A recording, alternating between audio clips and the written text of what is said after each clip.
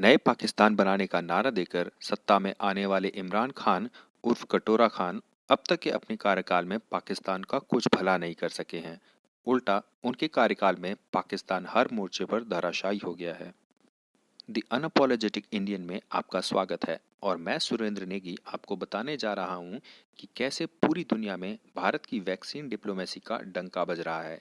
वहीं पाकिस्तान अब भी खैरात में वैक्सीन मिलने की उम्मीदें बांधे बैठा है।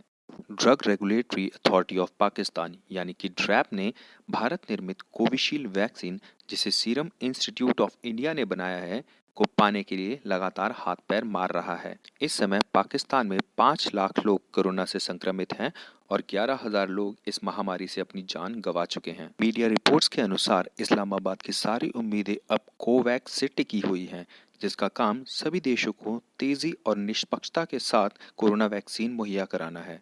कोवैक्स अपनी वैश्विक पहल के अंतर्गत 190 देशों में दुनिया की 20% आबादी को निःशुल्क कोरोना की वैक्सीन देगा और इन देशों में पाकिस्तान भी शामिल है। WHO यानी वर्ल्ड हेल्थ ऑर्गेनाइजेशन भी इसी कार्यक्रम के अंतर्गत इंडिया की वैक्सीन पाकिस्तान को देने पर विचार कर रहा है।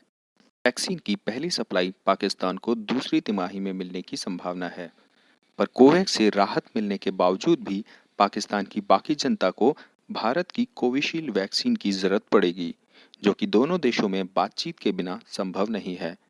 हाँ, अगर पाकिस्तान किसी तीसरे देश की मदद से भारतीय वैक्सीन खरीदना भी चाहे तो उसको इसके लिए ज्यादा कीमत चुकानी होगी, जो कि पाकिस्तान की डूबती हुई अर्थव्यवस्था के लिए एक बड़े झटके से कम नहीं होगा।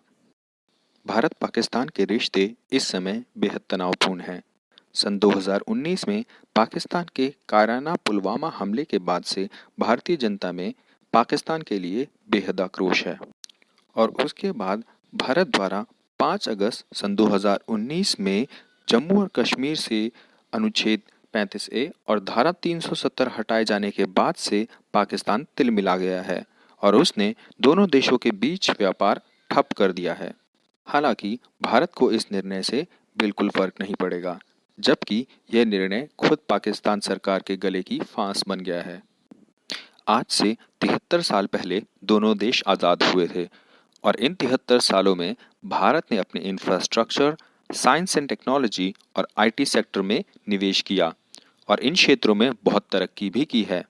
कुछ क्षेत्रों में भारत विश्व के विकसित देशों से सीधा मुकाबला भी कर रहा है।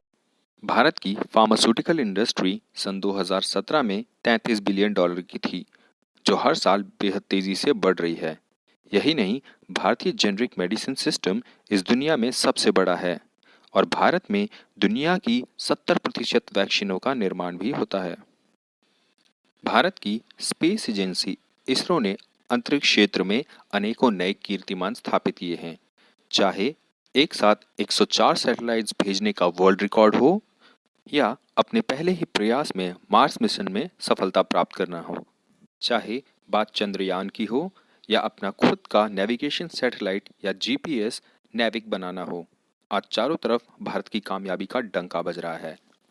वहीं दूसरी ओर हमारा पड़ोसी देश पाकिस्तान पिछले 70 से 73 सालों में सिर्फ आतंकवादी पैदा करने के लिए जाना जाता है। चाहे धार्मिक कट्टरता हो या अन्य धर्म के लोगों को दबाना और प्रताड़ित करना हो, अपनी इन्हीं हरकतों से पाकिस्तान को आज पूरी दुनिया आतंकिस्तान के नाम से भी जानती है। दोनों देशों के बीच की सोच और नीयत का अंतर इस बात से ही लगाया जा सकता है कि आज भारत को पूरे विश्व में एक बड़े सम्मानित दृष्टि से देखा जाता है।